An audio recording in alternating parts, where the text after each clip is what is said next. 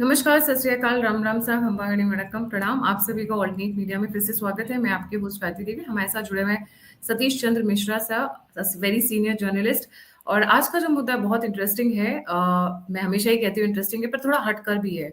हम बात करने वाले हैं आज वो 80 वर्सेस 20 वाला इक्वेशन, जो अब शायद 65 वर्सेस 35 है, नंबर एक। और नंबर दो, पूरी दुनिया की जिहाद की फैक्ट्री, पूरी दुनिया की, माइंड यू। मैं नॉर्थ पोल से south pole, east to west में सार पूरी दुनिया की बात कर रही हूँ। उसकी जिहाद की जो फैक्ट्री है, उसका जो कनेक्शन है वो है उत्तर प्रदेश। और शायद योगी जी तभी एकदम रैपिड फायर राउंड में है। योगी जी एकदम, जिसको बोलते हैं ना, रौद्र रूप में आए हुए हैं। Satish sir, very warm welcome on the show. Let's get started ji. Gayatri ji नमस्कार, आपके दर्शकों को भी नमस्कार।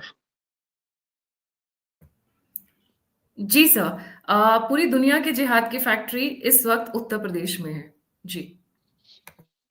हाँ, पूरी दुनिया के आप सही कह रही है। जो देवबंद है, यहाँ पे दो मदरसे हैं। देखिए, वो दोनों उत्तर प्रदेश के अंदर है। एक तो लखनऊ में है, नदुआ, और दूसरा है देवबंद दारुल उलूम, जो देवबंद में है।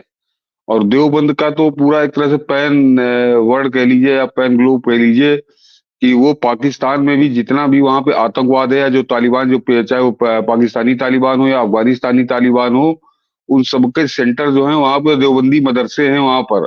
और सबसे खास बात यह है कि वो जो वहां के देवबंदी मदरसे, तो आज भी अपने आप को देवबंदी बताते हैं बड़े फख्र के साथ। जबकि देवबंद से अब उनका क्या लेना देना, वो तो पाकिस्तान 1947 में बन गया था। लेकिन आइडियोलॉजी उनकी वही है, उनका एजुकेशन का सिलेबस वही है, और उनकी जो पूरी सोच है, विचार और जो ट्रेनिंग दी जाती है, वो बिल्कुल वही है उनकी, जो यहाँ पे देवबंद में पढ़ाया जाता है। तो कतई कोई फर्क नहीं है। केवल इतना फर्क हो गया क्योंकि 1947 में विभाजन हुआ, और उसके बाद वो देश बट गया, तो वो उधर हो गए और ये इधर हो गए। लेकिन इनका इनका अब इनका इनके जरा संबंध सोचिए, इनकी और इनकी हरकतें देखिए। तो हमारे यहाँ लेकिन हुआ क्या कि हमारे यहाँ आजादी मिलने के बाद एक लेफ्ट लिबरल का जो यहाँ पे कबाल था, उसने बड़े उससे समझाना शुरू किया कि देवबंद तो बड़ा आजादी की लड़ाई में बड़ा लड़ रहा था, और बड़े इसने योद्धा पैदा किए। नाम कभी नहीं बताते, लेकिन ये बताते कि फला की देवबंद का बड़ा लंबा इतिहास है आजादी की लड़ाई लड़ने का। आजादी की लड़ाई लड़ने का नहीं, इनका एक तरह से आतंकवादी पैदा करने का इतिहास है। और जो पुराना जिक्र आता है कि वो तब तो मेरे ख्याल से देवबंद का स्थापना नहीं हुई थी मदरसे की, लेकिन देवबंदी विचारधारा तो थी ही, कि वो जो शाह वली उल्लाह था, जिसके ऊपर ये आरोप है कि उसी ने अहमद शाह अब्दाली को हिंदुस्तान पे हमले के लिए बुलाया था, तो वो भी देवबंदी था। वो भी देवबंदी था, देवबंदी नेता था वो। तब ये मदरसा नहीं बना था, मदरसा उसके बाद बना 1886 में। तो इनका देशघाती का काम इनका तब से शुरू हो चुका था। और उसके अलावा आप पेशावर में खटक में एक मदरसा है, वहां पे दारुल उलूम हक्कानिया करके, तो दारुल उलूम यानी देवबंद, देवबंद की वो एक शाखा है। और वहां पर जो मौलाना था समीउल हक, मौलाना समीउल हक, उसको तालिबान का फादर कहा जाता, कि फादर ऑफ तालिबान, उसके नाम से वो आज भी बड़े सम्मान के साथ वहां जितने तालिबान आतंकी हैं, वो उसका बड़ा खैर मकदम करते हैं, बड़ा उसके पैरों में गिरे रहते हैं। तो उस ये देवबंद तो आप उसको नर्सरी आप आतंकवाद की कह ही सकते हैं, कि कहीं पे भी दुनिया में कोई भी आतंकवादी जो इस्लाम के नाम पे लड़ रहा है या धर्म के नाम पे लड़ रहा है, उसका कहीं ना कोई कनेक्शन आपको देवबंद से अवश्य मिलेगा। और वो उसके अलावा जो आपको, मैं यहाँ नदुए की बात कर रहा हूँ, तो अभी नदुए पे मैं बाद में आता हूँ, इसका तो कितना खतरनाक रोल रहा है वो अभी बताऊंगा। लेकिन देवबंद को समझने के लिए जो मौलाना मसूद अजहर, जो आजकल गायब है, पिछले 2019 से, जब से वहां भारत में सर्जिकल स्ट्राइक की है, वो भी देवबंदी है। वो भी देवबंदी है। वो देवबंदी अपने आप को बड़े उससे बताता कि मैं देवबंदी हूँ। तो देवबंद और आतंकवाद का तो बड़ा चोली दामन का साथ रहा है। और केवल यही नहीं, इनके अलावा आप याद करिए कि 2001 में संभवतः 2001 में जब तालिबानों ने वहां पे वो तोड़ी थी बुद्ध की मूर्ति बामियान में, तो उस समय हिंदुस्तान, पूरा हिंदुस्तान क्या पूरी दुनिया एक तरह से थूक रही थी उनको, कि ये तो बड़ा इन्होंने नीच काम किया है, कि एक जो 1500 साल पुराना मॉन्यूमेंट था, भले आप उसको पूजा ना करते हो, लेकिन एक वो 1500 साल पुराना स्मारक तो था ही, उसको तुमने तोड़ दिया कट्टरपंथ के जरिए। उस समय भी यहाँ के मौलाना जो थे, देवबंद के मौलाना थे, वो उस समय मेरे ख्याल से उनका नाम था कोई मदनी थे, हाँ कोई मदनी महाशय थे। तो उन्होंने उसकी बड़ी तारीफ की थी। उन्होंने कहा था ये बिल्कुल सही काम किया, इस्लाम के अनुरूप काम किया। तो ये बेशर्मी हमारे यहाँ जो छूट मिलती रही हिंदुस्तान में सेकुलरिज्म के नाम पे, लिबरलिज्म के नाम पे, तो वो उस जो 1500 साल पुरानी मूर्ति तोड़ी गई थी, उसका हिंदुस्तान में बैठकर उन आतंकवादियों का समर्थन ये मौलाना कर रहे थे। तो इससे आप समझ सकते हैं कि कट्टरपंथ से ऊपर से लेकर नीचे तक कितना संक्रमित है देवबंद। ये इसका एक बहुत नग्न उदाहरण है कि ये अपनी संस्कृति, अब जो भारत की संस्कृति है, भारत की जो सभ्यता है, उससे इनका कोई लेना देना नहीं। ये केवल एक सूत्री कार्यक्रम पे लगे हैं कि वो जो गजवा हिंद पाकिस्तान खुलकर कहता है, ये खुलकर नहीं कहते, ये दुनिया भर के नाटक करते हैं इधर उधर। हाँ, ये आप दिखाई रही है, देखिए कि ये जो बुद्ध की मूर्तियां तोड़ी गई थी, उसका समर्थन यहाँ के मौलाना ने किया। तो ये आप समझ लीजिए कि कितना ज्यादा ये तालिबान से प्रेरित हैं, या कितना उनको आदर से मानते हैं। और उसके अलावा एक और आपको बताऊं गायत्री जी, कि दारुल उलूम का एक अरशद मदनी वहां पे जो प्रिंसिपल था, वो अब भी आता है। वो आतंकवादियों के मुकदमे लड़ने के लिए वो हमेशा आगे दावे करता है कि उसने 2021 में, हाँ, जिस समय ये तालिबान से अमेरिका भागा था अफगानिस्तान से, और तालिबान ने वहां पे शासन संभाला था, तो दुनिया में आलोचना हो रही थी कि आतंकवादी टाइप के लोग हैं, अभी करेंगे।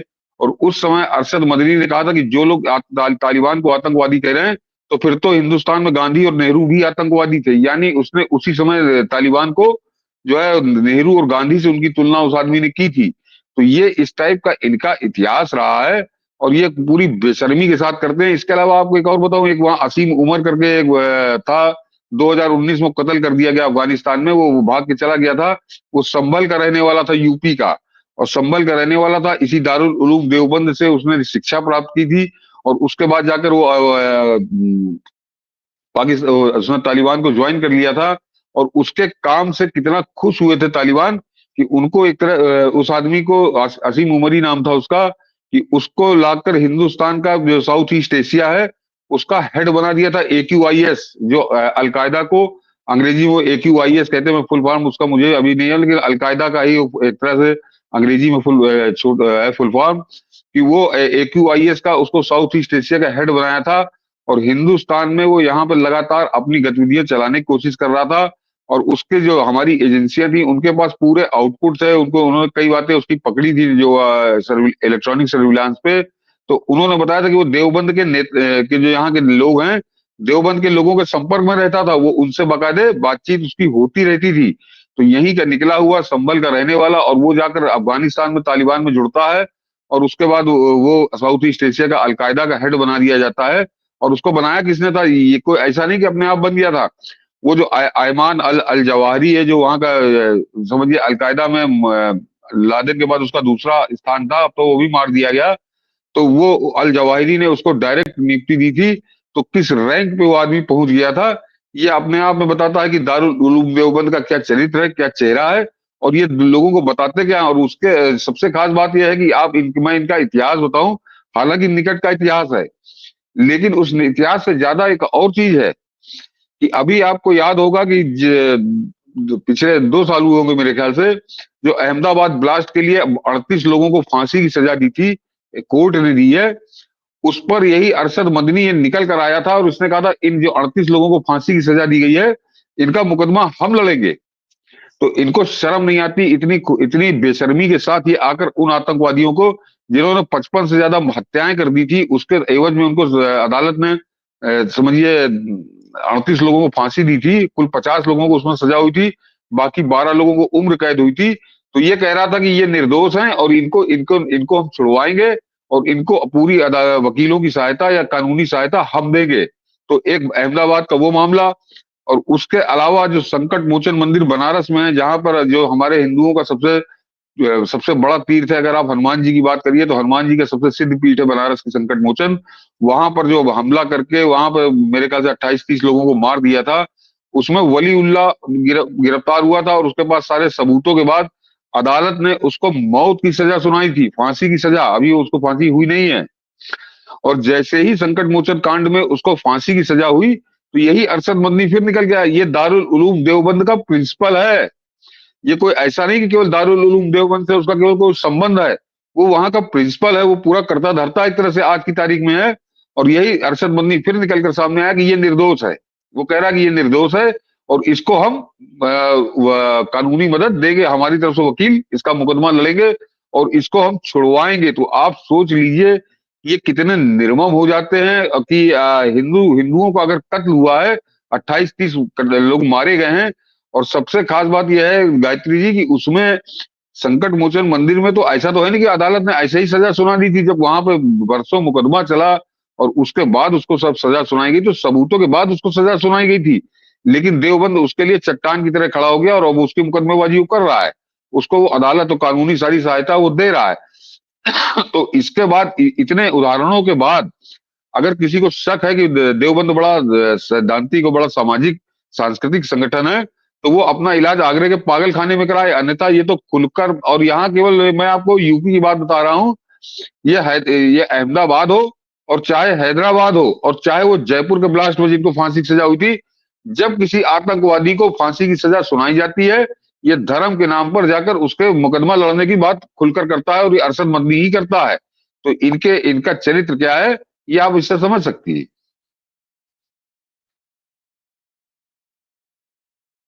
सर ये देवबंदी फैला रही है, इनके पास पैसे कहाँ से आते हैं? Where does the money come from?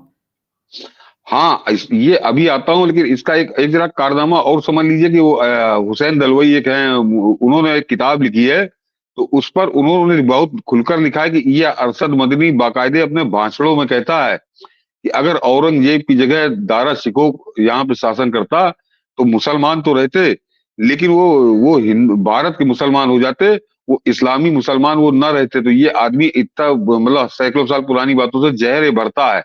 और जो आपने फंडिंग की बात की, तो वो सबसे खास बात है कि उस पर कभी कोई ध्यान नहीं देता, और सरकारें भी हमारी पता नहीं क्यों सरेंडर रहती हैं कि इनकी फंडिंग कौन करता है। इतना बड़ा मदरसा और सैकड़ों हजारों लोग यहाँ पे जो पा रहे हैं एजुकेशन, तो उसको आप जरा इसको जरा निचले स्तर पर आके समझिए तो आपकी समझ में आएगा कि अभी यहाँ ये अरशद मदनी ये वहाँ का हेड है। इस समय प्रिंसिपल है संभवतः वो, अभी भी है प्रिंसिपल, कि दारुल उलूम देवबंद का एक प्रिंसिपल है।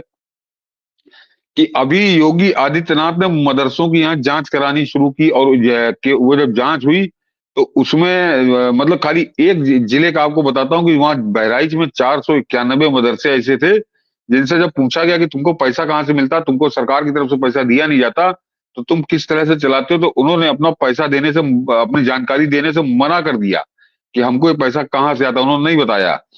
तो फिर उसके ऊपर और ज्यादा चेक हुई और कुछ लोग पकड़े गए दिल्ली के अंदर। तो उन्होंने अपने मदरसा, जब उनका कनेक्शन निकला, तो बहराइच के उन 491 मदरसों की जांच शुरू हुई।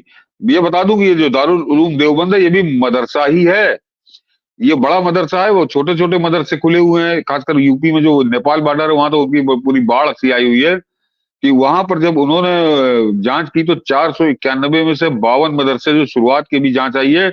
और मेरे ख्याल से अभी 28 अक्टूबर या उसी से मतलब ज्यादा ज्यादा 8-10 दिन पहले जो रिपोर्ट सामने आई है मदरसों की, तो उनमें 52 मदरसे ऐसे निकले हैं जिनको अफगानिस्तान, पाकिस्तान और अरब कंट्री से पैसा मिलता था, और वो यहाँ रजिस्टर्ड मदरसे नहीं है। तो अभी 491 में से 52 की जांच हुई है, और एटीएस ने बताया है कि ये इनके पास पैसा पाकिस्तान, अफगानिस्तान और सऊदी अरब से आता है, अरब देशों से आता है, यानी और अन्य देशों से भी समझिए है। तो वो जो छोटा सा मदरसा जो भारत नेपाल सीमा पर स्थित है, वहां पर अगर पाकिस्तान से पैसा आ रहा, और जरा गौर करिए कि पाकिस्तान इसको पैसा दे रहा है, अफगानिस्तान इसको पैसा दे रहा है। जिस पाकिस्तान के पास खुद खाने को नहीं है, तो पाकिस्तान से तो कोई पैसा नहीं दे रहा, वो पाकिस्तान की आईएसआई पैसा दे रही है, वो पाकिस्तान की सरकार पैसा दे रही है, पाकिस्तान की आर्मी पैसा दे रही है। तो वो क्यों दे रही है? केवल इसीलिए दे रही है कि भारत में तुम उत्पात करो। तो ये केवल एक जिला बहराइच का मामला है। अन्यथा वो जितने वहां 7 जिले हैं इस समय भारत नेपाल सीमा से जुड़े हुए, उनमें सब में यही स्थिति है। और आपको ताजुब होगा कि कोई एक दो नहीं, उत्तर प्रदेश की एटीएस, एंटी टेरर स्क्वाड, वो इस समय 4000 मदरसों की जांच कर रही है। तो ये जिस दिन भी ये जांच पूरी होकर सामने आएगी, और ये लिखा पढ़ी में कर रही, दस्तावेजी प्रमाण है इसके कि 4000 मदरसे एटीएस के रडार पे हैं, एटीएस उनकी बड़ी गहन जांच कर रही है। और जिस दिन भी जब ये जांच पूरी होगी तो खुलकर आएगा, उस समय पूरे प्रदेश नहीं, पूरे देश की आंखें खुली रह जाएंगी कि ये मदरसे की आड़ में ये कैसा कारोबार ये लोग कर रहे थे। तो इसीलिए जब उस दिन चंद्रचूड़ वाला फैसला आया सुप्रीम कोर्ट में कि ये मदरसा एक्ट कायम रहेगा, कुछ लोगों ने उसकी आलोचना की, लेकिन वो बिल्कुल ठीक था, क्योंकि अगर मदरसा एक्ट हट जाता तो ये पूरे आजाद हो जाते, फिर अपने हिसाब से करते रहते। लेकिन अब क्योंकि उस फैसले में ये भी था कि मदरसों को सरकार रेगुलेट करेगी, मतलब और सरकार को पूरा अधिकार है कि उसका रेगुलेट कर सकती है। तो अब योगी आदित्यनाथ को एक तरह से वैधानिकता भी मिल गई है उनके एक्शन को, या एटीएस के एक्शन को, कि अब वो जो 4,000 मदरसे हैं उनकी जांच पूरी सख्ती से होगी और खुलकर होगी। और 4,000 मदरसों में तो जब आप समझिए, मैं बहराइच का बता रहा हूँ कि वहां पे अभी 52 की जांच हुई है, वो पता चला पाकिस्तान से पैसा आता है, तो बाकियों की क्या हालत होगी। क्योंकि वो जो ये उत्तर प्रदेश में हर व्यक्ति बहुत अच्छे से जानता है कि जो भारत नेपाल सीमा पे मदरसे हैं, और ये पिछले 10, 12, 15 साल के अंदर खुले हैं, उससे पहले ये नहीं हुआ करते थे। तो वो, और हजारों की तादाद में, हजारों मतलब 4,000 तो की तो जांच हो रही है, हजारों की तादाद में खुले हैं। तो उसके लिए सब जानते हैं कि ये आईएसआई का अड्डा है, स्मगलिंग का अड्डा है, और ये गैर कानूनी गतिविधियों का अड्डा है। और उसको आप समझिए कि उसी थोड़ा इधर आ जाइए, तो अभी प्रयागराज में जो मदरसा पकड़ा गया है, वो भी दारुल उलूम देव, वो भी अपने आप को देवबंदी ही कहते हैं, मगर वो मदरसा प्रयाग में खोले हुए हैं। आपने खबर पढ़ी होगी कि मदरसे के अंदर नकली नोट छापे जा रहे थे, और लाखों की तादाद में नकली नोट पकड़े गए। उसमें जो 3, 4 लोग पकड़े गए हैं, उसमें जो मास्टरमाइंड उसमें बताया जाए, जहीरुल हसन शायद नाम है उसका, कि वो जैसे ही पकड़ा गया, उसके घर वाले सब फरार हो गए। तो वो सब फरार हो गए, और उसका जब टेलीफोन जो है, उसके मोबाइल की जब जांच की एटीएस में, तो पता चला कि ये पाकिस्तान के बड़े गहरे संपर्क में था। वो पाकिस्तान से उसको लगातार उसकी बात हो रही थी, पाकिस्तान से उसके कनेक्शन थे, और वो काम यहाँ प्रयागराज के मदरसे में कर रहा था, नकली नोट छापने का। तो नकली नोट छाप कर वो क्या, तो उससे पहले तो उन्होंने कहा कि हम इसको, अभी कुंभ आने वाला है इसलिए हम छाप के रख रहे थे, हम कुंभ में इसको खपाते। लेकिन जब एटीएस ने और ज्यादा डंडा चलाया है, तो पता ये चला, जरा उसको तो सुन लीजिए, तो आपको रूह कांप जाएगी आदमी की, कि वो कोई बड़ी आतंकी घटना की तैयारी कर रहे थे, और पाकिस्तान से जो उसका कनेक्शन था, वो पाकिस्तानी कुछ आकर उस मदरसे में अभी आके शामिल होने वाले थे उनके साथ। तो वो अगर कोई घटना हो जाती, तो 40 करोड़ लोगों की अनुमान लगाया जा रहा है कि उत्तर प्रदेश में 40 करोड़ श्रद्धालु आएंगे इस बार के कुंभ में। आप याद करिए 2019 का जो कुंभ हुआ, अर्ध कुंभ था, वो पूर्ण कुंभ नहीं था। अर्ध कुंभ जो योगी आदित्यनाथ ने कराया था, तो उसमें 24 करोड़ लोग आए थे। अब की माना जा रहा है कि 10, 15 करोड़ और ज्यादा आएंगे। तो वो एक तरह से उनको मौत के घाट उतारने की पूरी तैयारी थी। कितने आदमी मरते, कितने आदमियों को मारने का इनका प्लान था, और उसके लिए अभी से ये नकली नोट छाप रहे थे। अभी लाखों रुपए के नोट बरामद हुए हैं। तो अभी तो मेले में तो बहुत समय है, और ये आज से 2 महीने पहले पकड़े गए थे।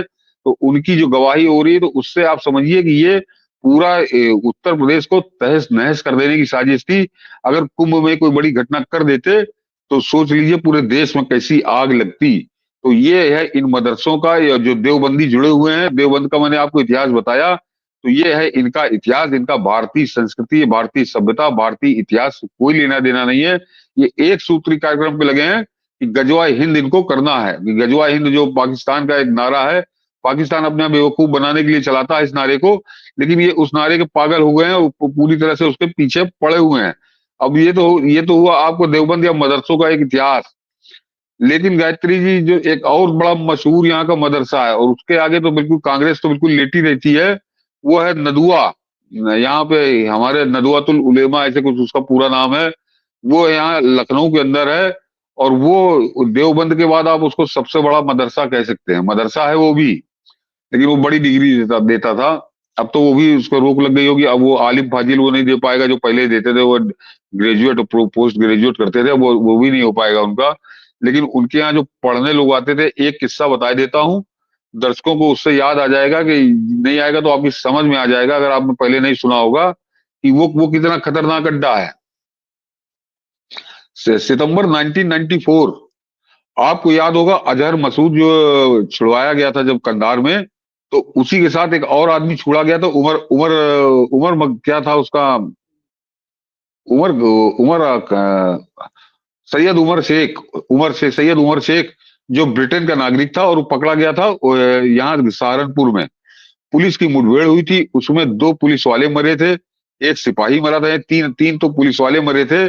और बाकी फिर उनको मुठभेड़ में जब उसको पकड़ा गया, तो सैयद उमर शेख को उस समय पकड़ा गया था। और सही बाद में वो सही अजहर मसूद तो बाद में छोड़ा गया।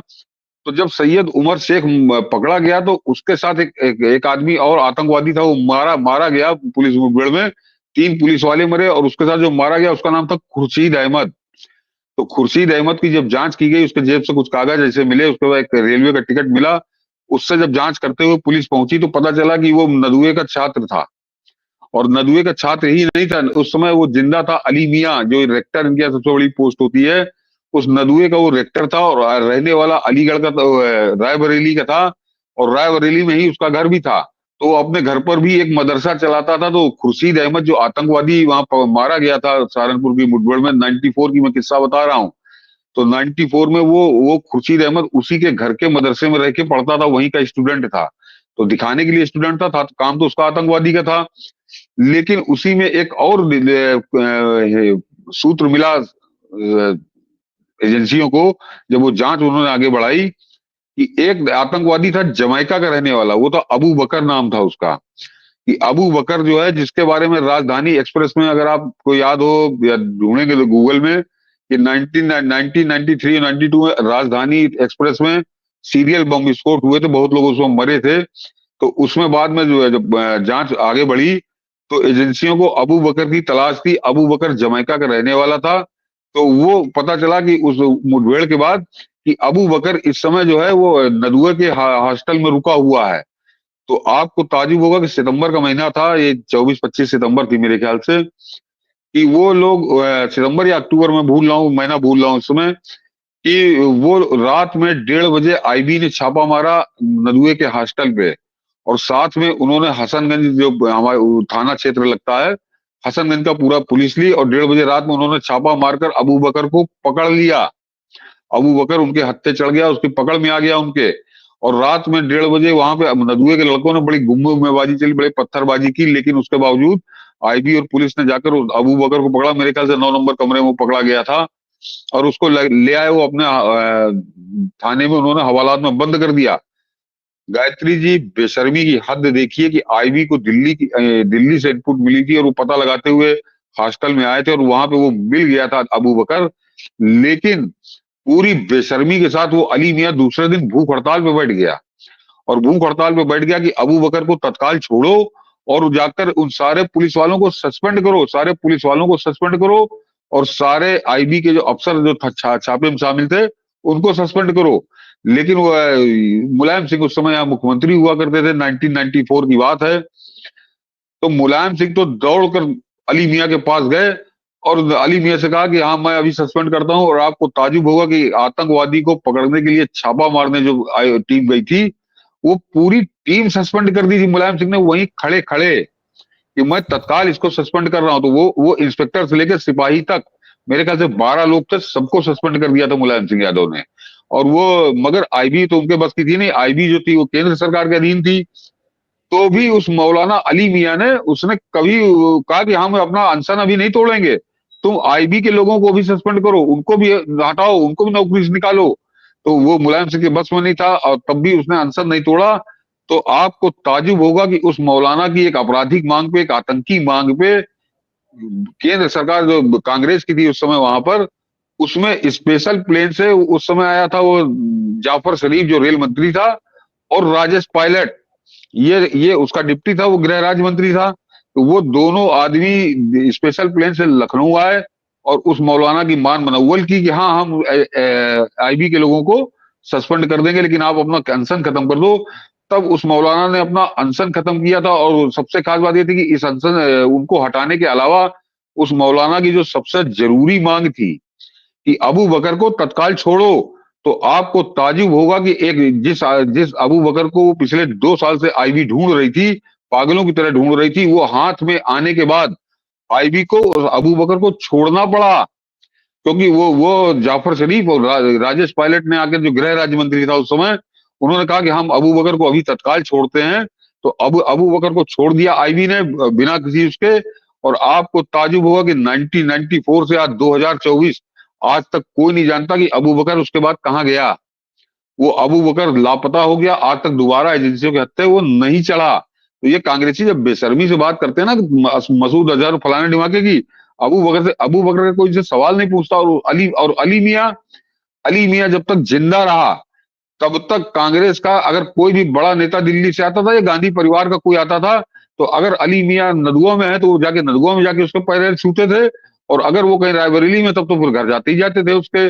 और उसके अलावा जब वो मर गया अली मियां, तो ये कांग्रेसी गांधी परिवार, ये जब रायबरेली जाते थे तो पहले अली मियाँ की कब्र में जाके सजदा करते थे, उसके बाद ये अपना कोई कार्यक्रम करते थे। वो घुसते ही उसका गांव पड़ता है, तो ये पहले अली मियाँ की कब्र में जाते थे, उसके बाद ये कोई अपना कार्यक्रम करते थे। इतना ज्यादा उस अली मियाँ को, जो एक तरह से देशघाती था, एक आतंकवादी का खुलकर समर्थन करता था, आतंकवादी के लिए अपने पूरे उसने घोड़े खोल दिए थे। तो इस तरह का इतिहास रहा है इन मदरसों का। लेकिन हमारे यहाँ जो लेफ्ट लिबरल और जो वामपंथी इतिहासकार हैं वो ऐसा बताते हैं कि जैसे आजादी की लड़ाई इन मदरसों ने लड़ी, बाकी पूरा हिंदुस्तान कहीं गधे बेच के सो रहा था। तो इस तरह से 70 साल तक इस देश की आंखों में जो धूल झोंका इन्होंने, अब वो धूल धीरे धीरे छट रही है। इतनी इंपॉर्टेंट इंपॉर्टेंट बातें, और हमारी जनरेशन को ये बातें पता भी नहीं है। नहीं दैट इज तो वेरी। हाँ, ये तो अब मैं बताऊं आपको कि जब 94 में मदरसे वाला जो मैं बता रहा हूँ आपको, नदुए वाला, तो उस समय कलराज मिश्रा यहाँ उत्तर प्रदेश में थे, जो आजकल गवर्नर हैं। तो इन्होंने बाकायदे एक बुकलेट छपवाई थी, उसके ऊपर एक छपवाई थी, बड़ी कॉमन सी साधारण सी बुकलेट थी। लेकिन उसके बाद वो बुकलेट भी कहाँ गई, क्या गया, उसके बाद भाजपा भी भूल गई, भाजपा उसके बारे में बात नहीं करती। तो ये चीजें ऐसी है कि बुकलेट ने एक बढ़िया किताब इस तरह की कहानी किस्सों की होनी चाहिए, जो हर बच्चे हर नौजवान के हाथ में पहुंचनी चाहिए कि इनके क्या कर्म रहे हैं। सर, एक एक बहुत सारे व्यूअर्स के दिमाग में कंफ्यूजन रहती है, देवबंदीज और बरेलवीज में अंतर क्या है? दोनों तो एक ही। देखिए, नहीं दोनों वैसे तो बड़े एक। हाँ, बड़े हम्म। टेक्निकल, बहुत सी टेक्निकल चीजें हैं। लेकिन जो मूल अंतर आप समझ लीजिए, उससे वो बड़ा स्पष्ट आपको नजर आएगा कि बरेलवी जो है वो मजार पूजते हैं, जो इनका बड़ा मेन अंतर है। कि देवबंदी जो है, जैसे दरगाह अरगाह नहीं होती, अजमेर की दरगाह और देवा शरीफ की दरगाह और फलानी दरगाह और निजामुद्दीन की दरगाह, तो देवबंदी इन दरगाहों को नहीं मानते।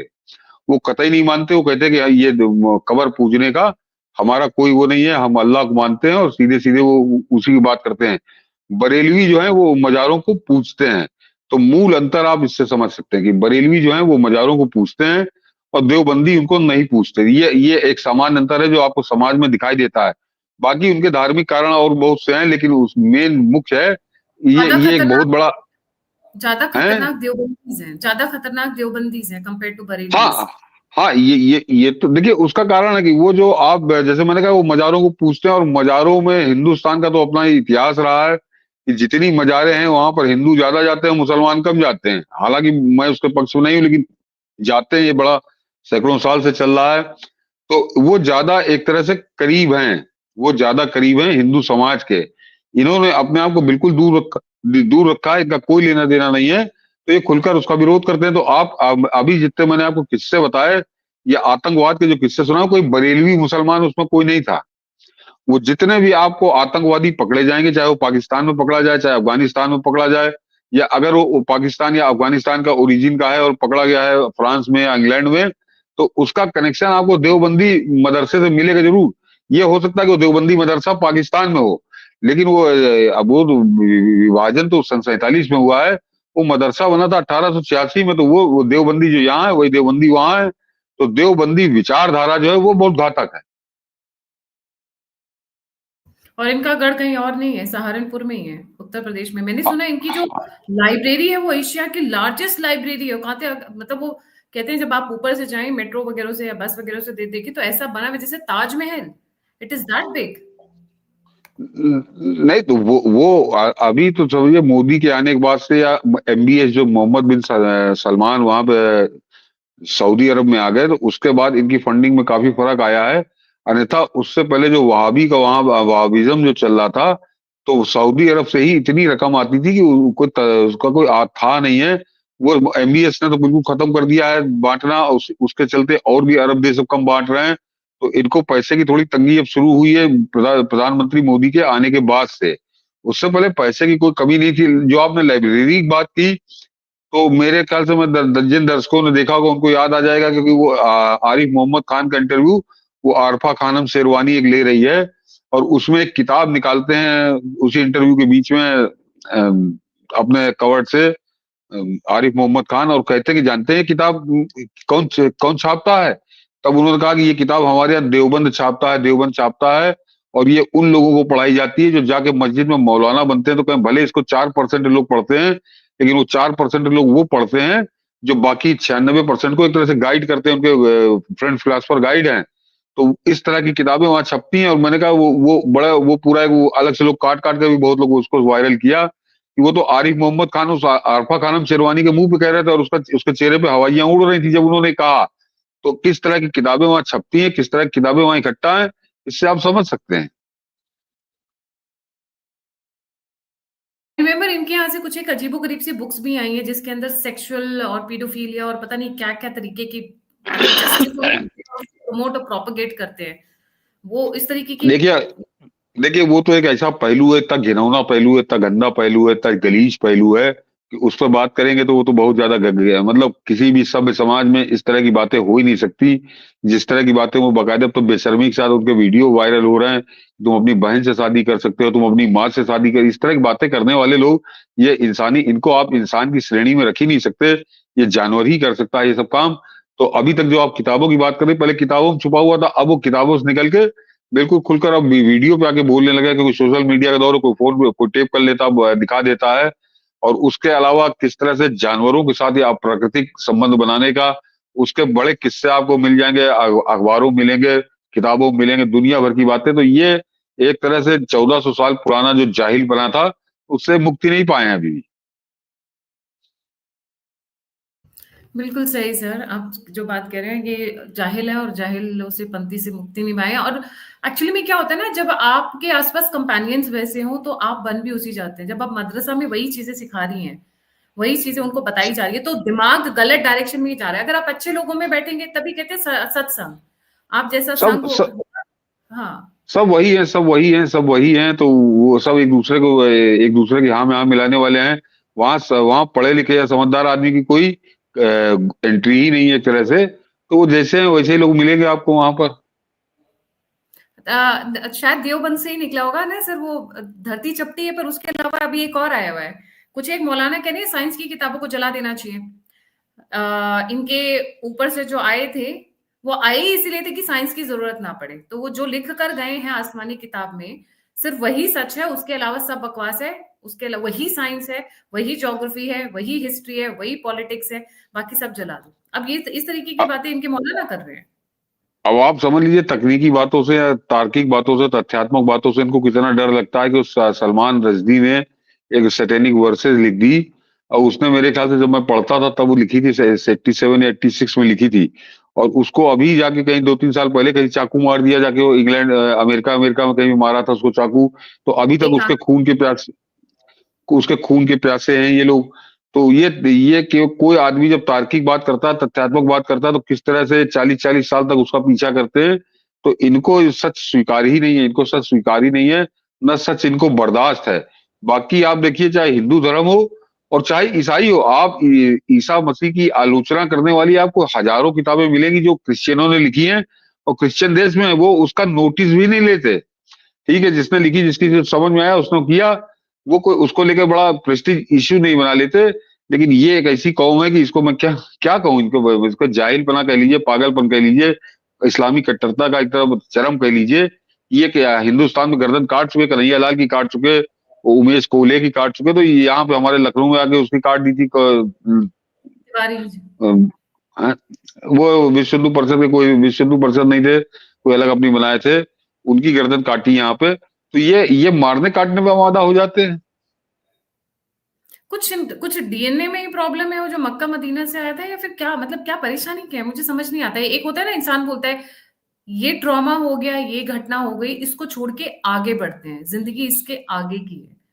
तो इनके अंदर नहीं वो नहीं, मैं नहीं मैंने नहीं नहीं नहीं नहीं, अरब वाला डीएनए उससे कोई मतलब नहीं है। उसको आप देख लीजिए ना, को एमबीएस जो मोहम्मद बिन सलमान है, इसमें पूरी इस्लामिक देशों में वो चर्चा का विषय बना हुआ है। वो आदमी विदेशों में पढ़ा लिखा, और आज की तारीख में वो जिस तरह से आगे बढ़ रहा है, तो वो कह रहा है कि यस। मैं तो वो किसी और दिशा में, तो वो तो वहीं का रहने वाला, उसके डीएनए में तो कोई आप कोई शंका ही नहीं कर सकते। तो वो उससे कोई लेना देना इनका नहीं है। ये केवल यहाँ पर आके जो जो कन्वर्टेड थे, वो एक ही किताब से चिपक गए, और उसके बाद उन्होंने कहा दूसरी किताब तो पढ़नी ही नहीं है। तो उसका नतीजा है ये इस तरह की जाहिल बना। अन्यथा आप गौर करिए कि इस दुनिया में 57 देश हैं, इस्लामी देश 57 है। कितनों का नाम आप आतंकवाद के उसमें पढ़ती हैं। एक पाकिस्तान, अफगानिस्तान, तुर्की, या 2 4 10 और होंगे। बाकी के जो 47 देश है वो अपनी जिंदगी जी रहे हैं, अपना आनंद ले रहे हैं। ये नाइजीरिया फाइजीरिया, ये इस तरह के जो भुखमरे देश हैं, यही अपना आतंकवाद और जाहिल पने में लगे हैं। अन्यथा बाकी जैसे अल्जीरिया है, बिल्कुल फ्रांस के बगल में है, और अल्जीरिया बहुत प्रोग्रेसिव स्टेट है। तो वो ये वहां पे इन्होंने कोशिश करी, अलकायदा ने भी कोशिश की, लेकिन वो अपनी घुसपैठ वहां कर नहीं पाए। वो अपने वो जियो जीने दो के सिद्धांत में जीते, क्योंकि वो अपने इस किताब के साथ वो और भी दुनिया की किताबें पढ़ते हैं। यहाँ पे इन्होंने जाहिलपना फैला दिया। और जो अभी के देश है इनमें भी आप गौर करिए, तो ईरान जो है 78 से पहले के ईरान की मदरसों को आप जरा गूगल में फोटो सर्च करिए कि तेहरान यूनिवर्सिटी की क्या पोजीशन थी, तेरा ईरान की एयरलाइंस की क्या पोजीशन थी। तो वहां वहां महिलाएं उस समय स्कर्ट पहन के घूमती थी, जब हिंदुस्तान में पर नहीं पहनती थी स्कर्ट। यहाँ पे बड़ा रेयर माना जाता था उस समय।